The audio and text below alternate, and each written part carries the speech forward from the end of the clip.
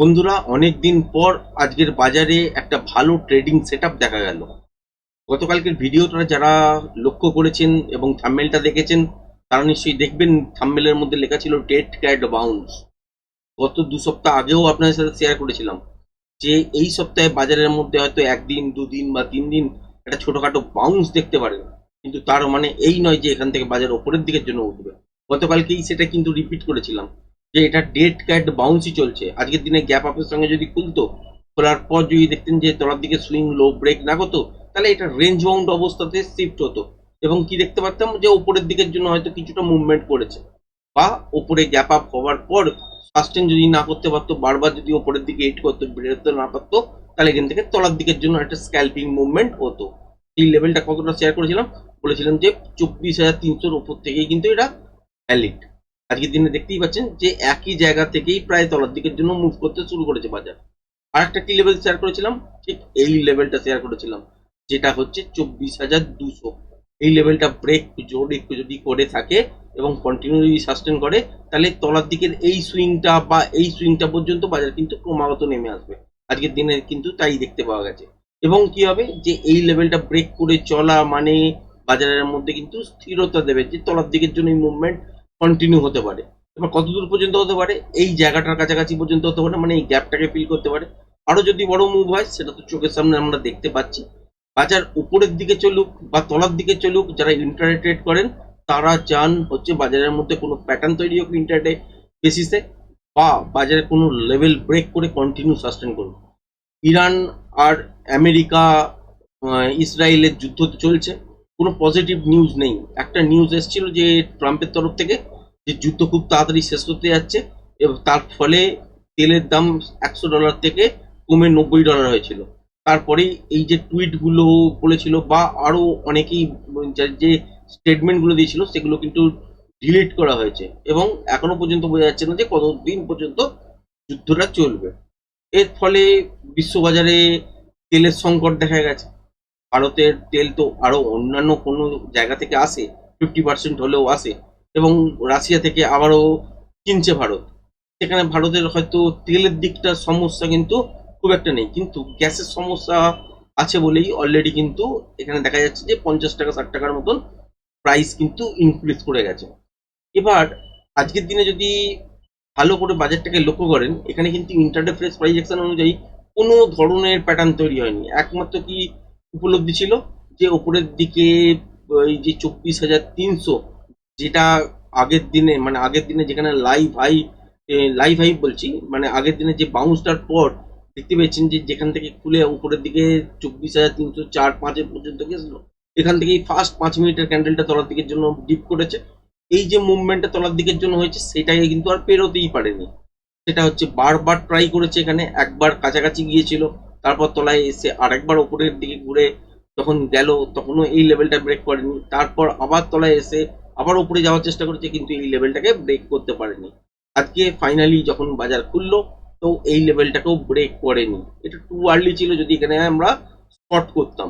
কিন্তু যদি দেখেন যে এই সুইংটা ব্রেক করছে, তাহলে একটা স্ক্যাল্পিং মুভমেন্ট এইটা পর্যন্ত যদি বাজার এত দূর পর্যন্ত তলার দিকে ডিপ নেয়, তারপর যদি এখানে কোনো রকম সাপোর্ট পাওয়া যায় যে আর বাজার যাচ্ছে না, কোনো প্রাইস অ্যাকশন অনুযায়ী প্যাটার্ন তৈরি হয়, তাহলে সিচুয়েশনটা অনুযায়ী এইসব জায়গাতেই ডিপ নেওয়ার পর বন্ধ হয়ে যাবে এবং স্ক্যাল্পিং মুভ যেটুকুনি হবে সেটুকুনি নেওয়া যেতে পারে। তারপরেই কি দেখা গেল যে এই লেভেলটাকেও ব্রেক করে সাস্টেন করতে কিন্তু শুরু করে দিল।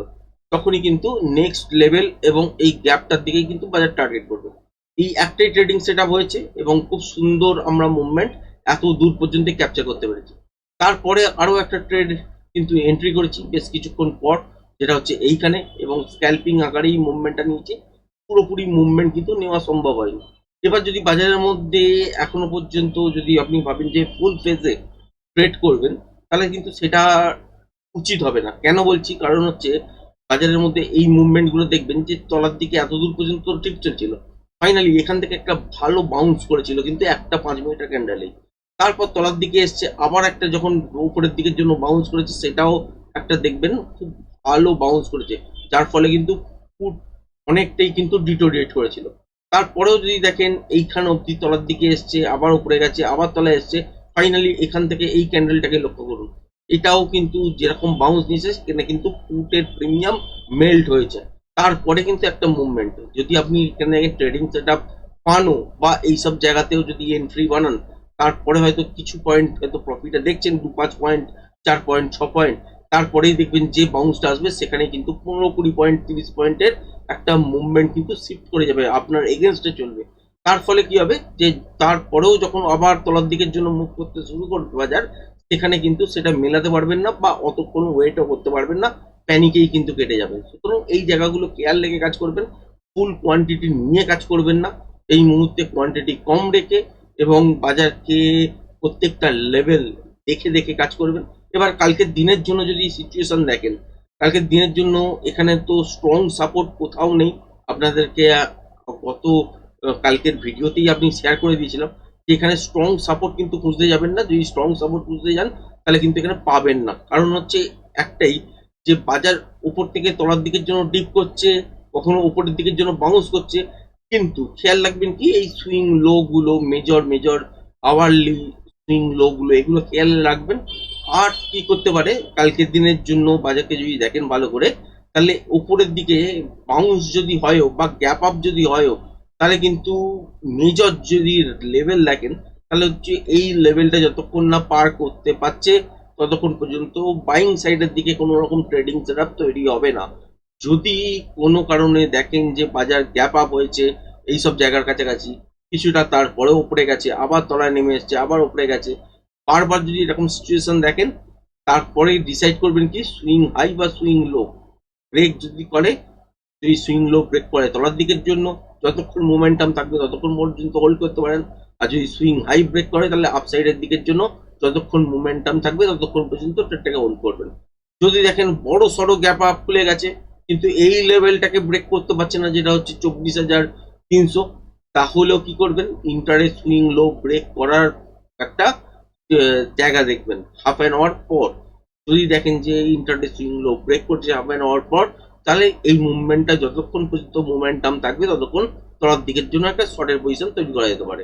আবার ঠিক এই লেভেলটাই যদি দেখা যায় যে এই রেঞ্জটার উপরে খুলেছে কিন্তু সুইং লো এটাকে ব্রেক করছে না, তখন হাফ অ্যান আওয়ার পর খেয়াল রাখবেন যে সুইং হাইটা ব্রেক করছে কিনা। যদি ব্রেক করে তাহলে এই ট্রেডটা আপ সাইডের দিকের জন্য মুভ করার চেষ্টা করবে। আবার যদি দেখা যায় যে বড় সড়ো গ্যাপ ডাউন খুলে গেছে বা ছোটখাটো গ্যাপ ডাউন খুলেছে বা আজকের মতন ফ্ল্যাট সিচুয়েশন করেছে, একটা রেঞ্জ তৈরি করেছে, সেখানেও হাফ অ্যান আওয়ার কিন্তু খেয়াল রাখবেন ব্রেক যদি করে সুইং লো তাহলে তলার দিকের জন্য মুভমেন্ট পেতে শুরু করবেন। আবার যদি সুইং হাই ব্রেক করে এখান থেকে আপসাইডের দিকের জন্য মুভমেন্ট হতে শুরু করবে। হ্যাঁ, আপসাইডের দিকের যখন যখন যাবে সেখানে যেহেতু ট্রেন্ড লেস বাজার এই মুহূর্তে, ট্রেন্ড নেই, আপ ট্রেন্ডের দিকেও নেই, সুতরাং এখান থেকে কি হতে পারে বা যে বাজারের মধ্যে সিচুয়েশন দেখবেন ট্রিকি নয়েস, সেখানে ছোটখাটো স্ক্যাল্পিং ছাড়া কিছু বেরোবে না মর্নিং এর দিকে। আর বেলার দিকে যদি এরকম মুভমেন্টটা ঘটতে থাকে সেখানে কিন্তু ট্রিকি নয়েস, সেখানে কিন্তু ট্রেড করলে ট্র্যাপ হওয়ার চান্সেস কিন্তু বেশি থাকবে। এবার যদি দেখেন যে ছোটখাটো গ্যাপ আপ খুলেছে, এই ধরুন সাপোজ ধরুন এরকম 24,000 এই লেভেলটার কাছাকাছি গ্যাপ আপ খুলেছে, এখানেও কিন্তু সেম সিচুয়েশন ফলো করতে হবে।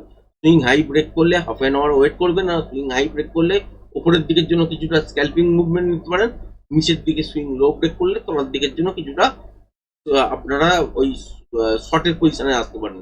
এবং একটা জিনিস খেয়াল রাখবেন, যখন তলার দিকের জন্য ট্রেড করতে যাবেন তখন কিন্তু ট্রেডিং সেট আপ খুব ভালো হবে, কারণ বাজার কিন্তু ডাউন ট্রেন্ডের দিকেই আছে। আর আপসাইডের দিকে যখন ট্রেড করতে যাবেন সেখানে কিন্তু ডেড ক্যাট বাউন্সের মতনই কিন্তু ইন্ট্রাডে বেসিসে কাজ হবে। এবার যদি সেকেন্ড হাফের ট্রেডটা বিচার করেন তাহলে সেখানে কিন্তু দেখতে হবে যে বাজার ইন্ট্রাডে ফেস প্রাইস অ্যাকশন অনুযায়ী প্যাটার্ন কি তৈরি করছে। যদি দেখা যায় যে প্যাটার্ন অনুযায়ী বাজারের মধ্যে যে মুভমেন্টটা তৈরি হচ্ছে সেটা হচ্ছে বুলিশ এবং পজিটিভ, সেখানে ট্রেড করার আগে দেখে নেবেন যে বাজারের মধ্যে নয়েজ কতটা আছে। নয়েজ যদি থাকে তাহলে ট্রেড করতে যাবেন না, যদি নয়েজ না থাকে তাহলে ট্রেড করা যেতে পারে।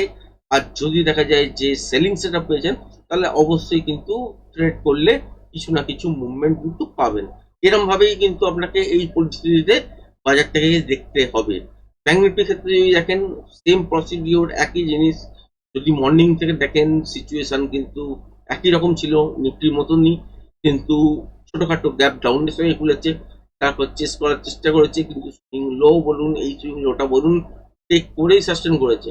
যদি এই আপনার সাথে গতকালকে ভিডিওতেও শেয়ার করেছি যে এই সুইং লোড যদি ব্রেক করে সাস্টেন করতে শুরু করে দেয়, তাহলে কিন্তু তলার দিকে এইটাকেও মানবে না, এই গ্যাপটাকে কিন্তু ফিল করবে। আজকের দিনের ট্রেডিং সেট আপ যদি দেখেন, এইটাই কিন্তু পুরোপুরি নেওয়া হয়েছে। তারপর যদি দেখেন আর কিন্তু কোনো রকম ট্রেডিং সেট আপ অ্যাক্টিভেট করা হয়নি, নয়েজও দেখতে পাবেন প্রচন্ড বেশি, তা সত্ত্বেও বাজার কিন্তু তলার দিকের জন্য পড়ছে। এটা কিন্তু কোনো মুভমেন্টের পার্ট নয়। আমাদের কিন্তু অপশন বাইং করতে গেলে একটা জিনিস মনে রাখবেন, এখানে মোমেন্টামটাই কিন্তু ফলো রাখতে হয়। মোমেন্টাম যদি থাকে তাহলে আপনি ট্রেড করে পয়সা পাবেন, মোমেন্টাম যদি না থাকে তাহলে বাজার উপরের ডাইরেকশনে যাক বা তলার ডাইরেকশনে আসুক, যেভাবেই সিচুয়েশন করুক, তাহলে সেখানে কিন্তু প্রিমিয়াম বাড়তে যায় না, উল্টে প্রিমিয়াম কিন্তু ডিটোরিয়েট করে, মানে মেল্ট হতে থাকে। তো প্রিমিয়াম যখন ডিকে হয় তার মানে এটাই হচ্ছে এটা, যেখানে মোমেন্টাম নেই। মোমেন্টাম যেখানে থাকবে সেখানে প্রিমিয়াম বুস্ট হয়, মানে শুট আপ করে। তো এইগুলো কিন্তু খেয়াল রেখে কাজ করতে হয়। আর একটা জিনিস মোটামুটি কালকের দিনের জন্য যদি বলেন, তাহলে হচ্ছে এইখানে একটা সুইং লো আছে। যদি দেখেন যে ছোটখাটো বাজার দেখেন যে গ্যাপ ডাউনে খুলেছে, বা যদি দেখলেন যে বাজার গ্যাপ আপে খুলেছে, তাহলে কিন্তু কিছু নর্মালি বলার নেই, এই সব জায়গাটা দেখে নেবেন। মোটামুটি এই সব জোনের কাছাকাছি, যেটা ৫৪,১৩৪, মেইন জায়গা যেটা হচ্ছে সেটা হচ্ছে ঠিক এইখানটাতেই। এইটাই যেটা গতকালকের হাই ছিল, এটা যতক্ষণ না পেরোচ্ছে, যেটা হচ্ছে ৫৭,১০০, যতক্ষণ না পেরিয়ে সাস্টেন করছে কন্টিনিউ রিটেস্ট করার পর, ততক্ষণ পর্যন্ত আপসাইডের দিকের জন্য মোমেন্টাম আসবে না, যেখানেই খুলুক না কেন। মোটামুটি খেয়াল রাখবেন এই জোনটার কাছাকাছি যদি বাজার গ্যাপ আপেও খোলে কোনো কারণে দেখলেন, তারপর যদি দেখেন যে বারবার উপরের দিকে যাওয়ার চেষ্টা করছে, সাস্টেন করতে পারছে না, তলার দিকে নেমে আসছে, সেই হাফ অ্যান আওয়ারই প্রসিডিওর ফলো করবেন। Half an hour swing low break করে দিলে সেখান থেকে একটা শর্টের জন্য অ্যাটেম্প করতে পারেন। আর যদি half an hour swing high break করে, তাহলে একটা বাইং সাইডের দিকের জন্য অ্যাপ্লাই করতে পারেন। এবার যদি দেখা যায় যে গ্যাপ ডাউনই হয়তো খুলেছে, এই রেঞ্জটাকে ব্রেক করে খুলেছে, বা এরকমও হতে পারে যে তলার দিকে হয়তো খুললো বাজার কিন্তু এই সুইংটাকেই ব্রেক করতে পারলো না, তাহলেও হাফ অ্যান আওয়ার ওয়েট করবেন। যদি সুইং হাই ব্রেক করে তাহলে আপসাইডের দিকের জন্য একটা মুভমেন্ট নেবেন, যদি সুইং লো ব্রেক করে তাহলে তলার দিকের জন্য। আর যদি বড় সড়ো গ্যাপ ডাউনে খোলে, তাহলে কিন্তু আপসাইডের দিকের থেকে তলার দিকে আসার চান্সই বেশি। সেক্ষেত্রে খেয়াল রাখবেন যে swing low half an hour break করলে এখান থেকে একটা তলার দিকের জন্য শর্ট পজিশন তৈরি করা যায়। হ্যাঁ, হাফ অ্যান আওয়ারের জায়গায় ১৫ মিনিটও হতে পারে, কিন্তু যারা যারা বিগিনার্স আছেন, অতটা হয়তো টেকনিক্যাল বোঝেন না, তাদের উদ্দেশ্যে হাফ অ্যান আওয়ারটাই ইউজ করছি, যাতে বেশ কিছুক্ষণ মার্কেটকে দেখার পর ফলো করতে পারেন। আর যারা যারা টেকনিক্যাল শিখেছেন তাদের তো বলার কিছু নেই। তো যেরকম যেরকম সেট আপ দেখবেন সেই রকম অনুযায়ী ট্রেড করবেন। মোটামুটি এই একটা রেঞ্জ যেটা হচ্ছে ৫৫,৬০০, সেটা হচ্ছে একটা ব্যাঙ্ক নিফটির জন্য ইন্টারডে একটা সাপোর্টের কাজ করবে। হ্যাঁ, এটা গ্যাপ ডাউনের সঙ্গে ব্রেক করে দিলে আর সাপোর্ট থাকবে না, তখন এইটা সাপোর্টের কাজ করবে ঠিক এই জায়গাটা, যেটা হচ্ছে ৫৫,২৭০। আর এই রেঞ্জটার কাছাকাছি আসার পর যদি বাজার থমকে যায়, এখান থেকে বাজার উপরের দিকের জন্য ঘুরতে পারে, সেক্ষেত্রে রেঞ্জ বাউন্ড টাইপের বাজার আপনারা দেখতে পারেন। তো আজকের ভিডিওটা এই পর্যন্তই রাখলাম। ধন্যবাদ।